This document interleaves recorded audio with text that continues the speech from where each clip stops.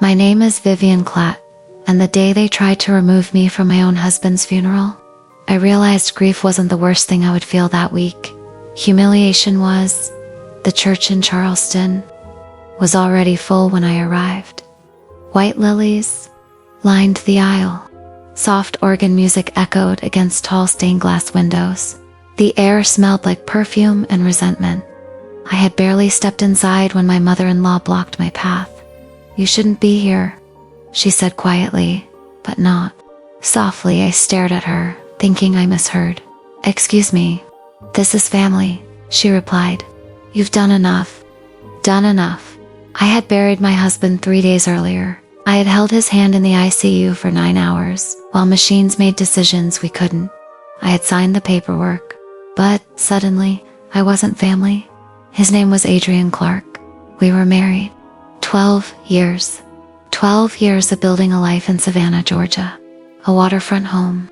A boutique logistics firm we ran together. Long nights planning expansions. Early mornings negotiating contracts. We weren't perfect, but we were partners at least. I believed we were until the week before he died. The accident was sudden. A late-night collision on Highway 17. A drunk driver. Adrian survived the impact, but not the internal bleeding in those final hours at the hospital.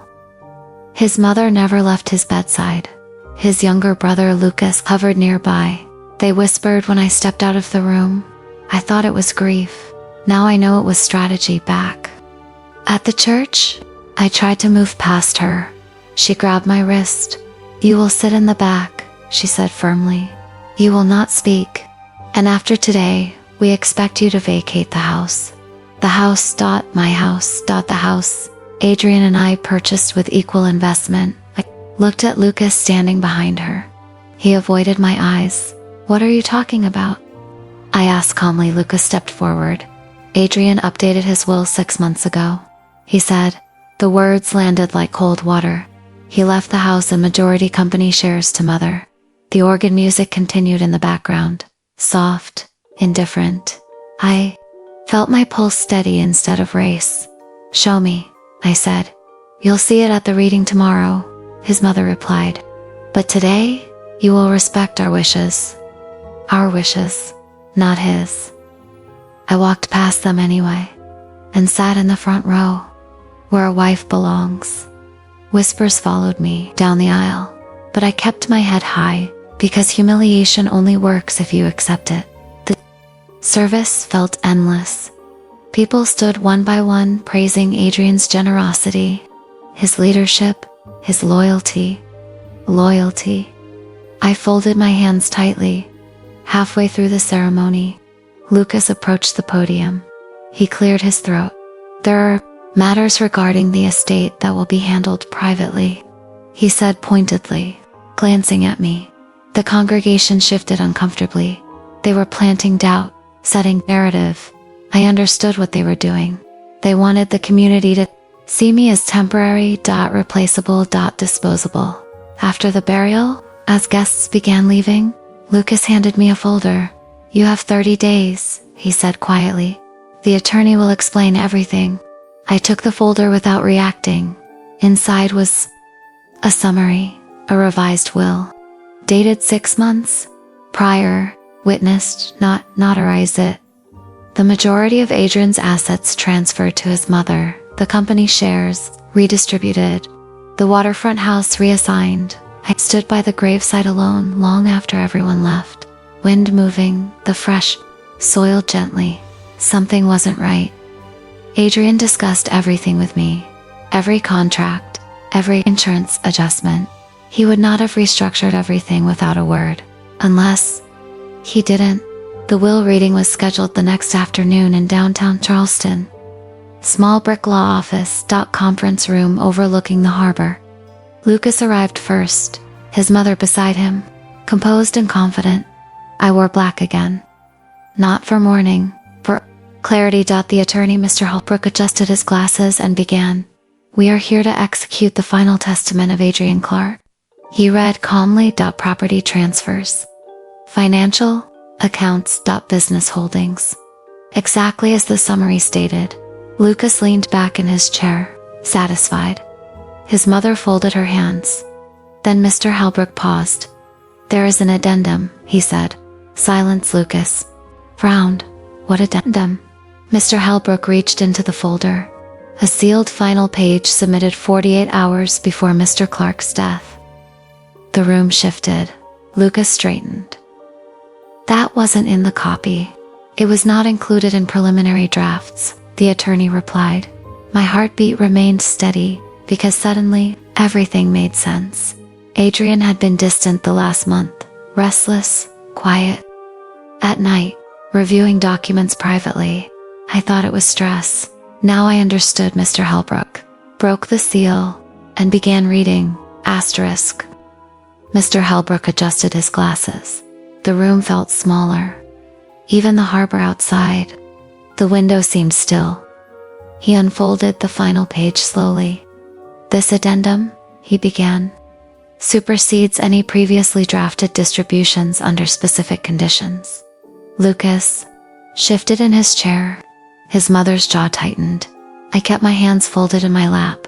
"Condition 1, the attorney continued, in the event of coercion, manipulation, or undue pressure placed upon my spouse regarding estate matters." Lucas leaned forward sharply. "What is this?" Mr. Halbrook did not look up. "All majority business holdings revert entirely to my wife, Vivian Clark." The silence was immediate, violent. Lucas blinked. "That's not possible." Mr. Halbrook continued. "Condition 2, if any attempt is made to remove my wife from her primary residence, ownership transfers solely and permanently to her name." Lucas stood up. "This is ridiculous." His mother's face drained of color.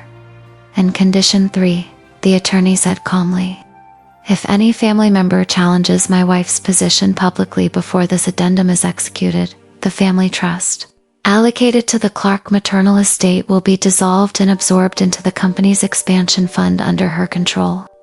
Lucas stopped moving. The room felt electric.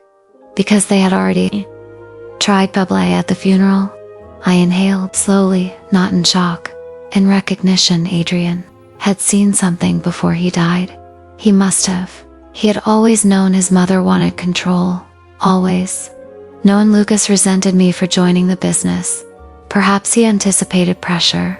Perhaps he anticipated exactly what they did. But he didn't tell me. He protected me instead. "That document is fraudulent." Lucas snapped. Mr. Halbrook calmly slid another paper across the table. "Video affidavit," he said, "recorded and notarized the evening before the accident." My breath caught for the first time. Video. The attorney placed a tablet in front of us. Pressed play. Adrian appeared on screen. Alive, tired, but clear. "If you're watching this," he said softly, "it means I wasn't able to explain everything in time." Lucas froze. His mother stared at the screen like it was a ghost. Adrian continued. "I updated my will 6 months ago under pressure. I believed keeping peace would prevent conflict." Lucas's jaw tightened. "But I know my family," Adrian said gently.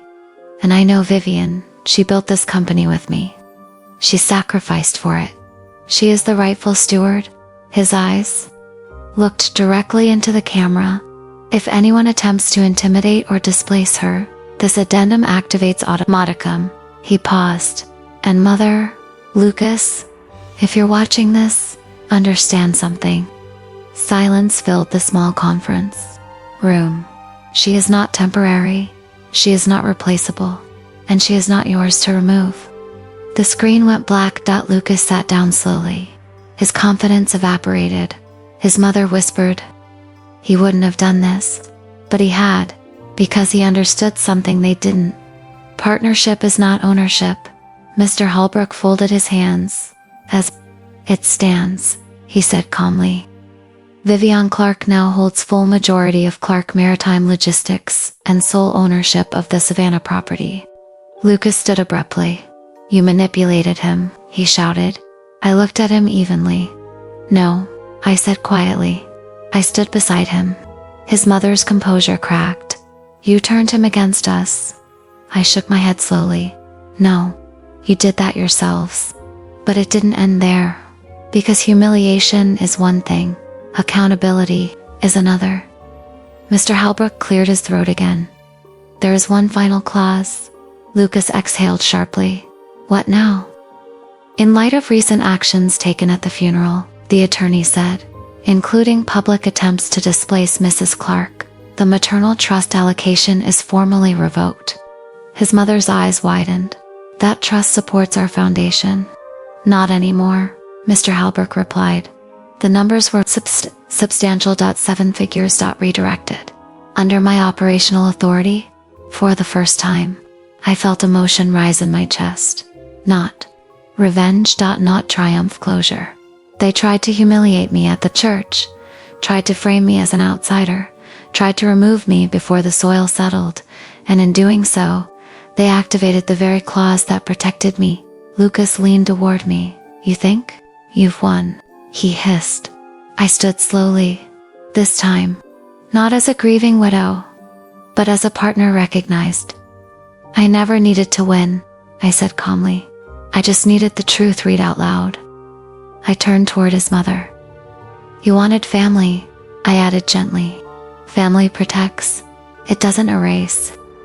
Outside the office, reporters had gathered. News of the revised will had already spread. Charlton is small when money is involved. Cameras lifted as we exited.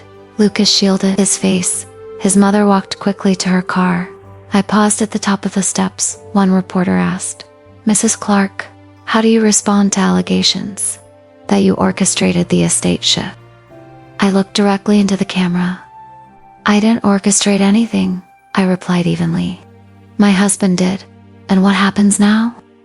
I smiled faintly. Now, we build. That evening, I returned to the waterfront house, the house they told me to vacate. I walked through each room, slowly. The kitchen where we argued over paint colors, the office where we negotiated contracts at midnight, the balcony overlooking the harbor where Adrian once said, if anything happens to me, you'll be stronger than you think. I didn't believe him then. I do now. 3 weeks later, Clark Maritime Logistics announced a new expansion into international freight corridors. Under my leadership. No family board interference, no shadow pressure, just structure and strategy. The same strategy Adrian trusted me with.